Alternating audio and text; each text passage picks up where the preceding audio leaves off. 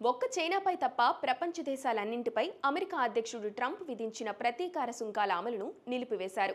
90 రోజుల పాటు నిలిపివేస్తూ తక్షణం అమల్లోకి వస్తాయని ఆయన తన ట్రూత్ సోషల్ మీడియా ఖాతాలో ప్రకటించారు. అయితే చైనాపై మాత్రం సుంకాలు పెంచారు. 125% ఆ దేశ దిగుమతులపై సుంకాలు విధిస్తున్నట్లుగా చెప్పారు.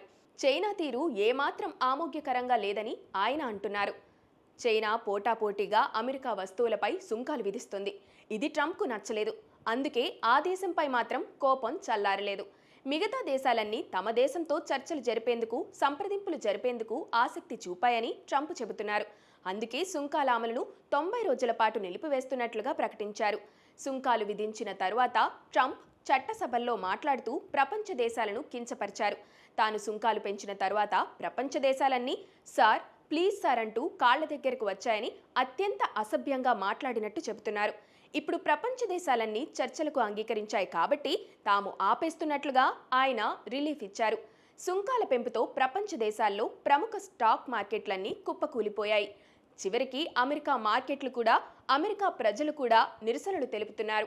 మరోవైపు ఫార్మా రంగం పైన పన్నులు విధిస్తామని చెప్పిన ట్రంప్ రాత్రికి రాత్రి 90 రోజుల పాటు పన్నులు నిలిపివేస్తూ ఆదేశాలు ఇవ్వటం ఆసక్తికరంగా మారింది. 2 రోజుల క్రిందట ఒక్క చైనాపై తప్ప అన్ని దేశాలపై పన్నులు ఎత్తేస్తున్నట్లుగా ప్రచారం జరిగింది. కానీ వైట్ హౌస్ వెంటనే ఖండించింది. అనూహ్యంగా 2 రోజుల్లో అదే నిర్ణయాన్ని ప్రకటించారు.